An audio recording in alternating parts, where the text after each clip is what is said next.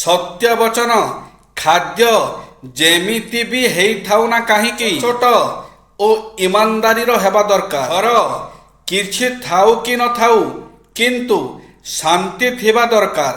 ପତ୍ନୀ ରୂପ ଯେମିତି ବି ହୋଇଥାଉ କିନ୍ତୁ ଚରିତ୍ରହୀନା ନ ହୋଇଥିବା ଦରକାର। ପରିବାର ଜମି ବାଡ଼ି ନଥାଉ କିନ୍ତୁ ପରସ୍ପର ଭିତରେ ପ୍ରେମ ଓ ଭଲ ପାଇବା ଥିବା ଦରକାର।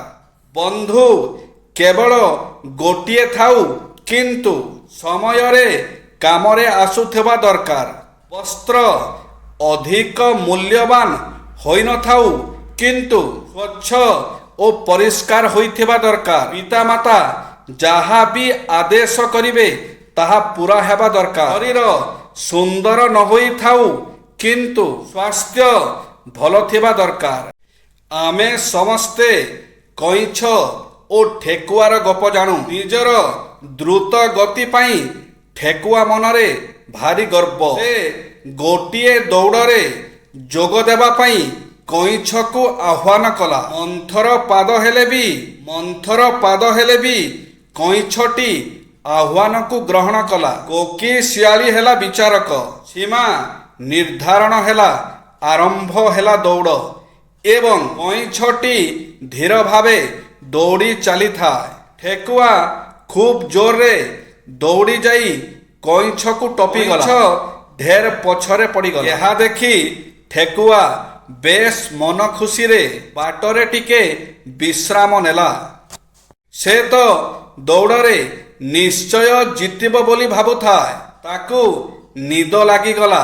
ସେ ଉଠିଲା ବେଳକୁ ତାର ଦୌଡ଼ କଥା ମନେ ପଡ଼ିଗଲା ଏବଂ ସେ ଦୌଡ଼ିବାକୁ ଆରମ୍ଭ କଲା। କିନ୍ତୁ ସେତେବେଳକୁ କଇଁଛ ଯାଇ ଲକ୍ଷ୍ୟସ୍ଥଳରେ ପହଞ୍ଚି ଯାଇଥାଏ। ଦୌଡ଼ରେ ଜିତା ପଟ ନେଲା କଇଁଛ।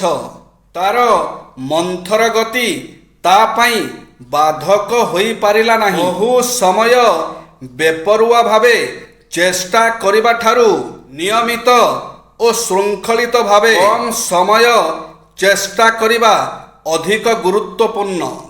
ବିବାହିତ ମହିଳାଙ୍କୁ ଲୋକମାନେ ଭଲ ପାଆନ୍ତି ନାହିଁ। ସେମାନେ କେବଳ ସେମାନଙ୍କ ସହିତ ଟାଇମ୍ ପାସ୍ କରନ୍ତି। ମହିଳାମାନେ ଏହା ଯେତେ ଶୀଘ୍ର ବୁଝିପାରିବେ ସେତେ ଭଲ।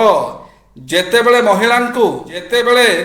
ଜଣେ ମହିଳାଙ୍କୁ ଘରେ ପ୍ରେମ ଏବଂ ସମ୍ମାନ ମିଳେ ନାହିଁ ଅନ୍ୟମାନଙ୍କଠାରେ ଏହାକୁ ଖୋଜନ୍ତି। ଏହା ଜଣେ ମହିଳାଙ୍କର ସବୁଠାରୁ ବଡ଼ ଭୁଲ ଏବଂ ଏହା ବିବାହିତ ମହିଳାଙ୍କର ଏକ ବଡ଼ ସତ୍ୟ।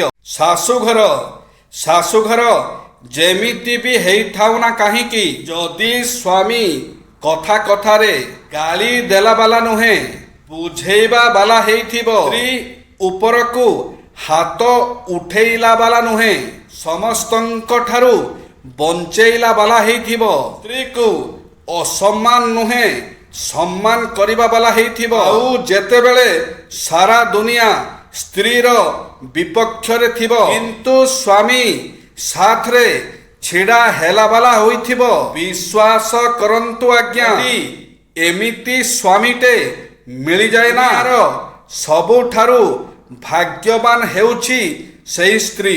ଜୟ ଶ୍ରୀ ଜଗନ୍ନାଥ।